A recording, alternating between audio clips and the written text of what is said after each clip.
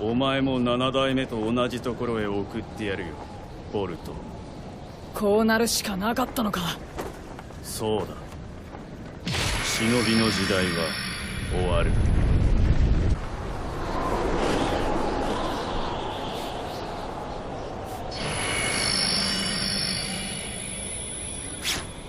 俺は忍びだ。 Récemment, j'ai fini le visionnage de l'anime Boruto avec vous sur Twitch. D'ailleurs, si vous ne l'avez déjà pas fait, n'hésitez pas à me suivre, le lien est en description. Et un des points importants de l'anime est le Jogan. Je me suis dit que j'allais en faire une petite vidéo explicative, j'espère en tout cas que ça vous plaira. On est parti.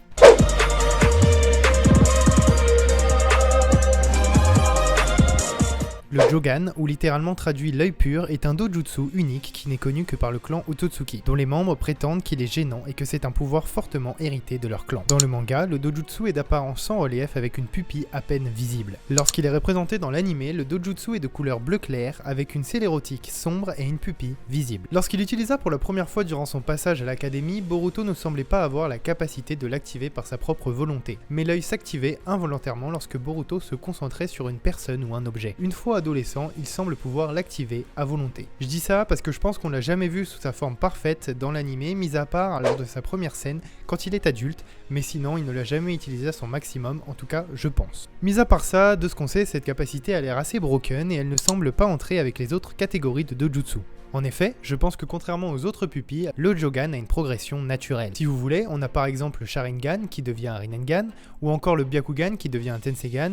Ici, je pense que c'est différent. Je pense que vous le savez tous, mais on va faire un petit rappel. Kaguya a distribué son chakra entre Hagoromo et Amura. Hagoromo, lui, qui a le Rinnegan, et Amura, le Tensegan. On sait aussi que Naruto a reçu des capacités de l'ermite Rikudo, ou Agamoro tout simplement, et que Hinata a le Byakugan. Et quand vous mixez tout ça avec un peu d'amour, vous obtenez Boruto. Dans l'anime, Toneri Ototsuki mentionne que la pupille de Boruto va être l'espoir contre la destruction qui risque d'arriver, quelque chose comme ça. En gros, Boruto serait l'espoir, la chose qui permettra au monde d'être sauvé de la destruction si on veut l'interpréter. Donc cette pupille, on a dit que potentiellement c'est une pupille qui évolue pas comme les autres, elle a pas de schéma précis, elle évolue plus naturellement selon son utilisateur, c'est en tout cas ce que je pense. Et maintenant on va essayer de voir ses capacités, en tout cas celles qu'on connaît actuellement. Dans l'anime, on le voit, il peut détecter le chakra et le mauvais chakra, si on peut appeler ça comme ça. En effet, au début de l'anime, on va voir Boruto essayer de régler des cas de personnes qui semblent possédées, et quand il les regarde avec sa pupille, il semble disposer d'un mauvais chakra, comme Denki au tout début, et donc c'est déjà une première capacité du Jogan. On a pu voir par la suite qu'il peut voir aussi le système de chakra d'une personne, donc comment le chakra se diffuse dans le corps de la personne. On a pu le voir dans l'anime que cette pupille permet de voir le système. Une autre capacité assez intéressante, bon vous le savez sûrement, mais pour l'instant on peut pas dire si le Jogan permettra d'utiliser un jutsu spatio-temporel. Peut-être dans le futur. Par contre cette pupille permet quelque chose d'assez intéressant qui je pense du coup pourra évoluer. Cette pupille, elle permet de voir à travers les barrières invisibles qui relient les dimensions. Vous vous souvenez souvent de la technique de Keikei-Mora utilisée par Kaguya Otsutsuki,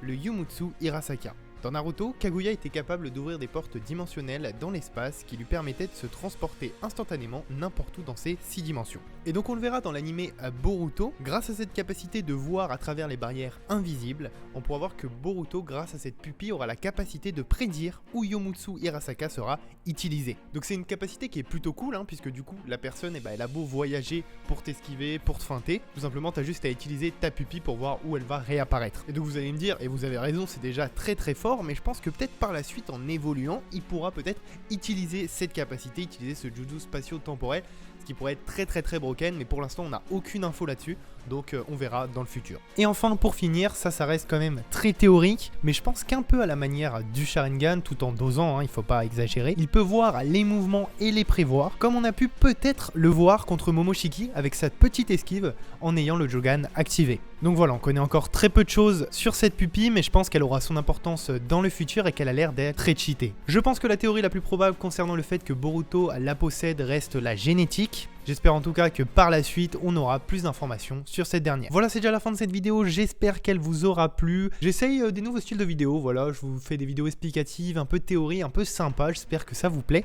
N'hésitez pas à vous abonner, à liker, à partager cette vidéo, il y a plein de choses qui arrivent sur la chaîne YouTube. N'hésitez pas à me donner votre avis en commentaire, à me corriger, je peux faire des erreurs. C'était Thibaut, ciao ciao.